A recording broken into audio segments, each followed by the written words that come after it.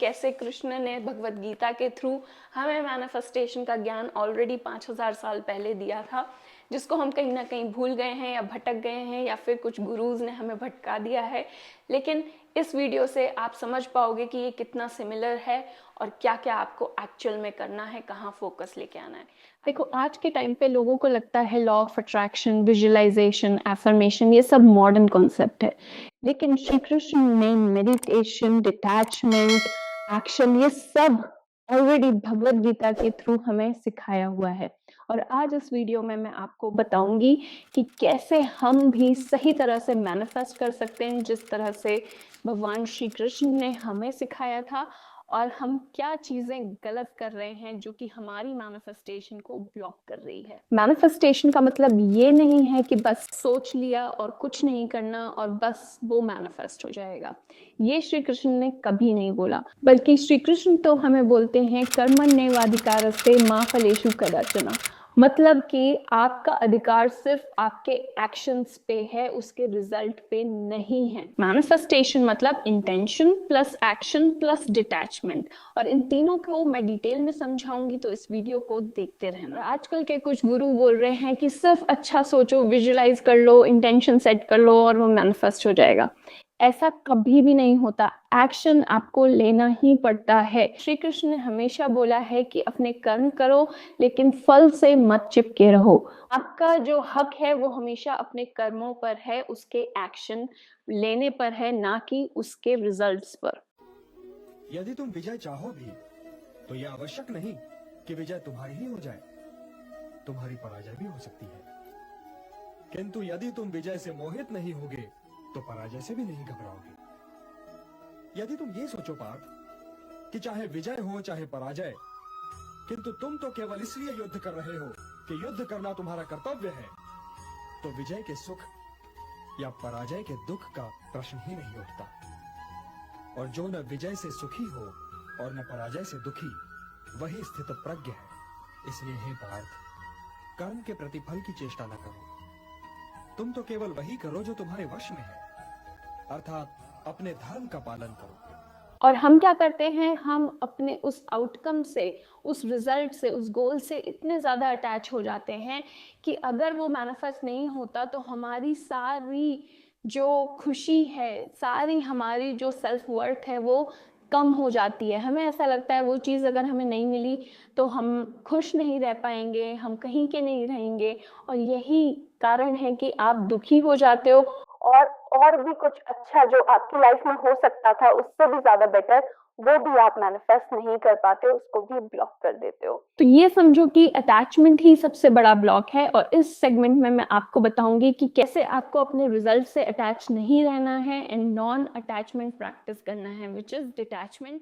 और अब बात करते हैं अटैचमेंट के बारे में। अटैचमेंट ही सबसे बड़ा ब्लॉक है मैनिफेस्टेशन में। अब ये थोड़ा अनकंफर्टेबल हो सकता है कि जब भी तुम्हारी मैनिफेस्टेशन थोड़ी सी डिले हो जाती है, थोड़ी देर में आती है, या फिर कुछ भी होता हुआ दिखाई नहीं दे रहा होता, तुम्हारे अंदर अचानक से डर और डाउट वाली फीलिंग्स आने लग जाती हैं, तुम्हारे इमोशंस आउट ऑफ कंट्रोल हो जाते हैं, और ये जो तुम्हारे इमोशंस हैं इन्हीं की वजह से वो मैनिफेस्ट नहीं हो पाता, क्योंकि बार बार तुम यही सोचते रहते हो कि मेरी मैनिफेस्टेशन क्यों पूरी नहीं हुई, अभी तक क्यों नहीं आई, कैसे आएगी।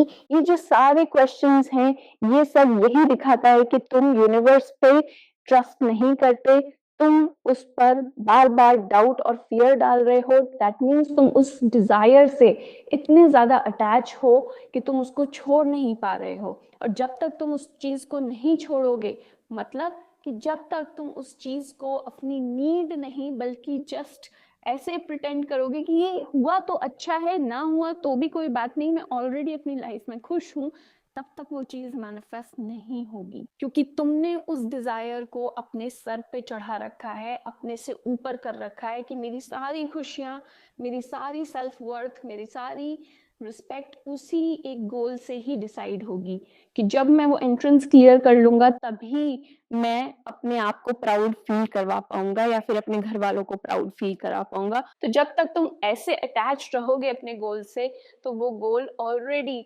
तुमसे दूर भागता जाएगा और डिले होता जाएगा, क्योंकि तुमने सारी अपनी खुशियां, सारी अपनी इज्जत, सारे अपना सम्मान उसी गोल से अटैच कर रखा है। तो सोल्यूशन क्या है? सोल्यूशन सिंपल है कि उस गोल को वांट की जगह गुड टू हैव कर दो। मतलब कि उस गोल को थोड़ा कम इम्पोर्टेंस दो, अपने आप को ज्यादा इम्पोर्टेंस दो कि मैं ऑलरेडी डिजर्विंग हूँ, मैं ऑलरेडी खुश हूँ, मैं ऑलरेडी रिस्पेक्ट के लायक हूँ, मैं ऑलरेडी बहुत अच्छा फील कर रहा हूँ अपनी लाइफ में। वो गोल होगा तो बहुत अच्छा है, और भी अच्छा है, सोने पे सुहागा है। और अगर नहीं हुआ तो भी कोई बात नहीं, मुझे पता है यूनिवर्स मेरे लिए और भी अच्छा रास्ता सोचे बैठा है। बस मुझे यूनिवर्स पे ब्लाइंडली ट्रस्ट है। और जहाँ ट्रस्ट नहीं है वहाँ मैनिफेस्टेशन है ही नहीं। अब जानते हैं कृष्णा का सीक्रेट फॉर्मूला जिसकी हेल्प से हम मैनिफेस्ट कर सकते हैं। तो कृष्ण बोलते हैं कि आप प्रैक्टिस करो कर्म yoga, which is manifestation yoga. मतलब कि जो भी आप कर रहे हो उसको अपने पूरे दिल से करो, 100% दो अपना, पूरे प्रेजेंट रहो उसमें, और उस चीज़ के आउटकम से डिटैच रहो, सरेंडर कर दो, मुझ पर छोड़ दो, मतलब कृष्ण पे छोड़ दो जो भी आप पाना चाहते हो। ये सोचकर कि जो भी भगवान की मर्जी होगी, जो भी कृष्णा की मर्जी होगी, मुझे वो मंजूर है क्योंकि मैं कृष्णा पे ट्रस्ट करता हूँ। ये बोलते हैं भगवान। मैनिफेस्टेशन की लैंग्वेज में अगर हम इसको समझें तो इसका मतलब है कि क्लियर इंटेंशन सेट करो, अपने इंस्पायर्ड एक्शन लो उस चीज़ को पाने के लिए, अपने गोल के लिए, और अपने आप को इमोशनली डिटैच कर लो उस आउटकम से। ये 3 चीज़ें बहुत इंपॉर्टेंट हैं टू मैनिफेस्ट। और 99% लोग हमेशा डिटैचमेंट में फेल हो जाते हैं क्योंकि वो इतने ज़्यादा अटैच हो जाते हैं अपने आउटकम से। और इसमें अगर मैं अपनी लाइफ का एग्जांपल दूं तो जैसे मैंने ये अपार्टमेंट मैनिफेस्ट करा, तो इसके लिए मैं हर रोज़ अप्लाई कर रही थी, ठीक है। हर दिन जब भी कोई नई लिस्टिंग आती थी वेबसाइट पे, ऐप पे, तो मैं अपने पूरे कॉन्शियस होके, प्रेजेंटली फील करके, अच्छा इंटेंशन सेट करके अप्लाई करती थी, ठीक है। हम देखने भी जाते थे, हमने कम से कम 10 से 15 अपार्टमेंट्स भी देखे होंगे। लेकिन मैं उस चीज़ के लिए पागल नहीं हो गई थी कि नहीं मिला अपार्टमेंट तो मैं क्या करूँगी, जबकि यहाँ जर्मनी में जॉब मिलने जैसा है अपार्टमेंट। इसके लिए हमें अपना सीवी जैसा सबमिट करना पड़ता है डॉक्यूमेंट, हमें इंटरव्यू के लिए जाना पड़ता है, तो एक तरह से जॉब इंटरव्यू जैसा है। अगेन जॉब के लिए भी मैं सीवी अप्लाई कर रही थी, ठीक है, इंटरव्यू के लिए प्रिपेयर करके अच्छे इंटरव्यू दे रही थी, लेकिन मैं उस चीज़ के पीछे ज़्यादा भाग नहीं रही थी, उसको इम्पोर्टेंस नहीं दे रही थी। और देखो रिजेक्शन भी उस चीज़ का पार्ट था, ठीक है। तो जब भी रिजेक्शन मिलता था तो भी मुझे ऐसा लगता था कि कोई बात नहीं, नेक्स्ट टाइम मैं और अच्छा करूँगी, नेक्स्ट वाली जो जॉब के लिए मैं अप्लाई कर रही हूँ यही मेरे लिए अच्छी जॉब है, ठीक है। क्योंकि मुझे पता था कि रिजेक्शन इज़ प्रोटेक्शन। और आज मैं आपको दावे के साथ कह सकती हूँ कि जिन जिन जॉब में मुझे तब थोड़ा बुरा लगा, लेकिन आज वो सारी जो जॉब्स थी वो सब डिज़ोल्व हो चुकी हैं, वो डिपार्टमेंट्स ख़त्म हो चुके हैं, या फिर वो जो पोजीशन थी वो अब ख़त्म हो चुकी है क्योंकि फिक्स्ड कॉन्ट्रैक्ट था। और मैं जिस पोजीशन पे आज हूँ वो मेरे लिए परफेक्ट थी, लेकिन उस टाइम पे मुझे समझ में नहीं आ रहा था क्योंकि यूनिवर्स का विजन मुझे नहीं पता था कि मैं अपने छोटी सोच को रख के विजन सेट कर रही थी, और यूनिवर्स का जो विजन है वो बहुत बड़ा है जिसको मैं नहीं समझ पा रही थी। तो जो भी तुम कर रहे हो उसमें ट्रस्ट रख के वो काम कर रहे हो, या फिर बार बार डाउट अपने अंदर ला रहे हो कि ये काम पूरा होगा या नहीं, नहीं हुआ तो क्या होगा, अब तक क्यों नहीं हुआ। क्योंकि इन दोनों चीज़ों से ही डिसाइड होता है कि यूनिवर्स तुम्हारी एनर्जी को कैसे रिस्पॉन्ड करे। तुम कॉन्फिडेंटली बार बार हारने के बाद भी खड़े होकर अप्लाई कर रहे हो उस चीज़ के लिए, या फिर तुम डाउट फियर के साथ डरे हुए हो और फिर अप्लाई कर रहे हो। वही डिसाइड करता है कि तुम वो चीज़ मैनिफेस्ट कर पाओगे या नहीं। अब बात करते हैं माइंड कंट्रोल की। सबकॉन्शियस माइंड कंट्रोल जो हम बोलते हैं या रीप्रोग्रामिंग बोलते हैं, उसको गीता के स्टाइल में समझते हैं कि माइंड मास्टरी क्या होती है। आप लोगों में से बहुत लोग मुझसे पूछते हैं कि श्रद्धा, मेरा माइंड कंट्रोल में नहीं आता है, बार बार वो फियर, डाउट और डर और एंगर वाली सिचुएशन में घुस जाता है, मैं अपने माइंड को कंट्रोल कैसे करूं। यही सेम चीज़ अर्जुन ने भी कृष्ण से पूछी थी कि माइंड, मेरा मन जो है वो बहुत चंचल है, उसको मैं काबू में कैसे करूं। तो कृष्ण ने सिंपल 2 चीज़ों के बारे में बोला था, तुम अपने चंचल मन को कंट्रोल में अभ्यास और वैराग्य, इन 2 को प्रैक्टिस करके ही ला सकते हो। कि अभ्यास और वैराग्य से मन वश में होता है। अभ्यास मतलब प्रैक्टिस, अगेन कंसिस्टेंटली प्रैक्टिस करना, उस चीज़ को बार बार प्रैक्टिस करना, जब तक वो पूरी नहीं हो जाती। और वैराग्य मतलब डिटैचमेंट, कि उस चीज़ को अपने मन पे हावी ना होने देना, उस चीज़ से डिटैच रह के उसको प्रैक्टिस करना कि हुआ तो अच्छा है, नहीं हुआ तो कोई बात नहीं, और अच्छा होगा, मुझे श्री कृष्ण पे, मुझे यूनिवर्स पे ट्रस्ट है।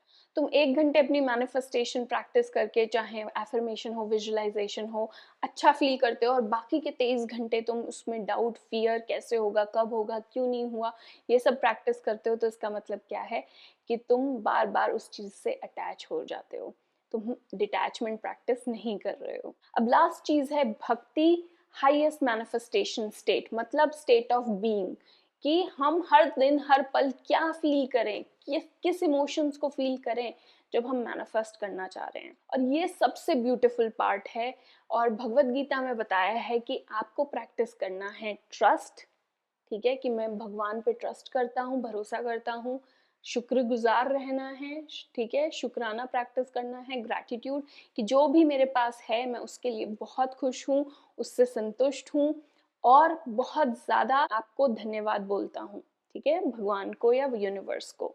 एंड थर्ड, सरेंडर, कि जो भी होगा आगे, मुझे नहीं पता क्या होगा, लेकिन कल जो भी होगा वो सब अच्छा ही होगा।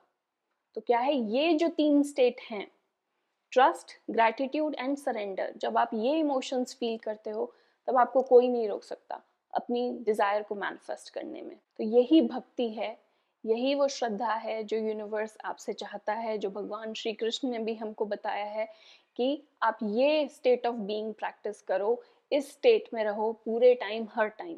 कोई नहीं बोल रहा आपको एफर्मेशन करो, 25 बार बोलो, 1000 बार बोलो, कोई नहीं बोल रहा विजुलाइज करो, आप अपने प्रेजेंट में रहो, जो कर रहे हो वो करो, लेकिन उसको पूरा 100% दो, अपने आप पर ट्रस्ट रखो, भगवान पर ट्रस्ट रखो, अपने पास जो चीज़ें हैं उसके लिए शुक्राना फील करो, और अपने फ्यूचर के लिए चिंता मत करो, भगवान पे छोड़ दो, सरेंडर कर दो।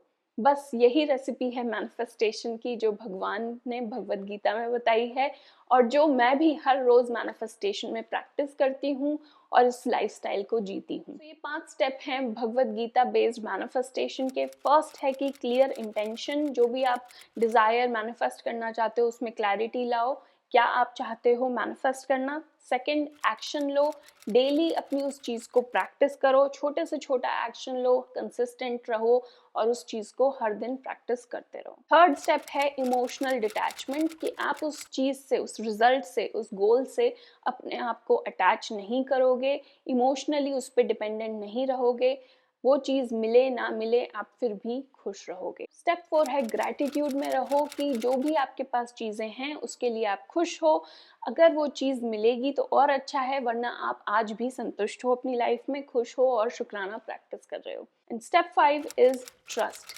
ट्रस्ट करो यूनिवर्स के प्लान पर, भगवान श्री कृष्ण के प्लान पर, कि जो भी आपके साथ होगा या होता आया है वो आपके भले के लिए ही होता आया है, और आपको भगवान पर और उस यूनिवर्स पे पूरा भरोसा है। तो याद रखो कि तुम कोई बेगर नहीं हो, भिखारी नहीं हो, तो भगवान से, यूनिवर्स से भीख मांगना बंद करो कि मेरी मैनिफेस्टेशन पूरी कर दो, बस मेरी मैनिफेस्टेशन पूरी कर दो। ऐसा नहीं करना है, यूनिवर्स पे ट्रस्ट रखना है, और यूनिवर्स के साथ को क्रिएट करना है। वो आपका पार्टनर है यूनिवर्स, ठीक है, आपको उसके साथ काम करना है। इसीलिए कुछ एक्शंस आपको लेने हैं, कुछ एक्शंस यूनिवर्स करेगा आपके लिए। वो राइट पर्सन, वो राइट अपॉर्चुनिटी आपके सामने आएगी जब सही टाइम होगा, आपको बस ट्रस्ट प्रैक्टिस करना है।